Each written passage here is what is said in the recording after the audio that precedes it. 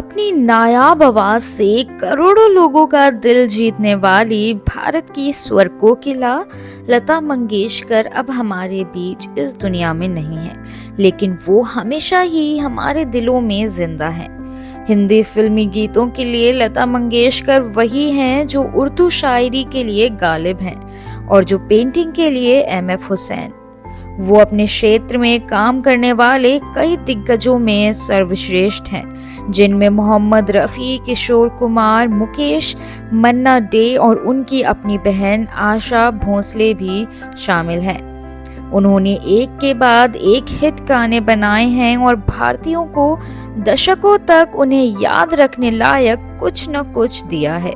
वो मदन मोहन की रचनाओं में गजल थी और नौशाद की धुनों की शान थी।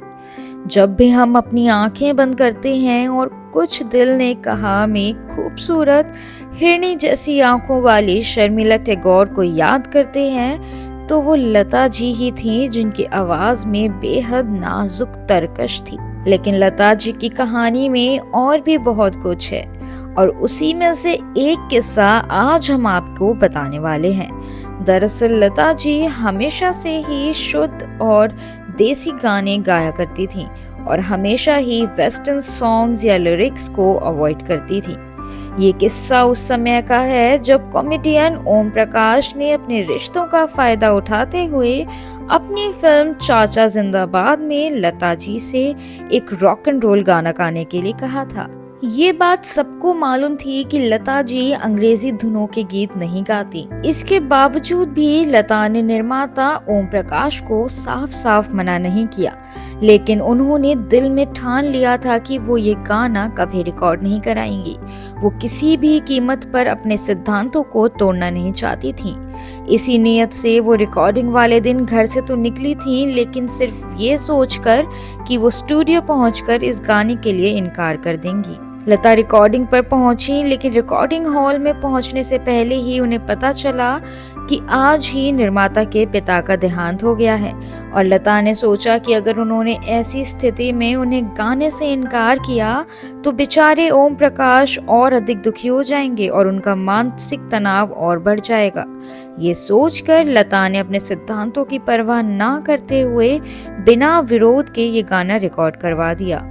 उस रात लता जी बिल्कुल भी नहीं सो पाई। उन्हें गीत कैंसिल कराने के कई उपाय सोचने की कोशिश की, लेकिन उन्हें एक न सूझी। उन्होंने निर्माता से कहा कि वो उनका गाना किसी और से रिकॉर्ड करवा ले, लेकिन निर्माता ने इस बात से साफ इनकार कर दिया, क्योंकि लता ने वो गाना इतने सुंदर तरीके से गाया था कि वो उसको हटा ही नहीं सकते।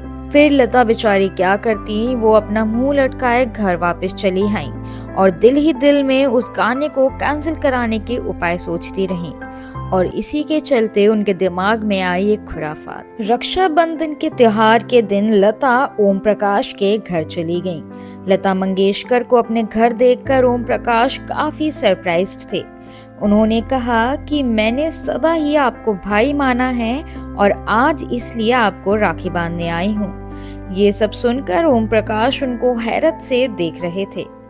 उन्होंने कहा कि ओह, ये तो मेरी खुशकिस्मती है, इसका मतलब है कि मेरी किस्मत चमकने वाली है।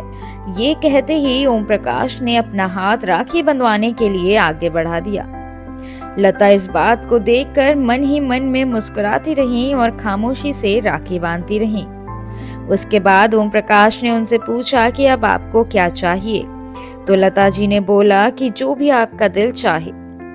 ओम प्रकाश ने कहा, नहीं, तुम अपनी मर्जी से ही कुछ भी मांग लो।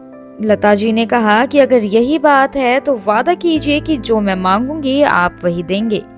लता ने एक अर्थपूर्ण हंसी के साथ कहा, ये बात आपके फिल्म चाचा जिंदाबाद में मेरा एक रॉक एंड रोल गाना है जो आपने रिकॉर्ड करवाया था। मैं चाहती हूँ कि आप उसे कैंसिल कर दें और ये मेरी मांग सिर्फ रक्षाबंधन के सिलसिले में ही है। लता जी ने ओम प्रकाश को अपनी चाल में तो बहुत ही अच्छे से फंसा लिया था और इस प्रकार ओम प्रकाश को वो गीत कैंसिल करना पड़ा और लता जी की वेस्टर्न तर्ज के गीत ना गाने की लाज भी बच गई।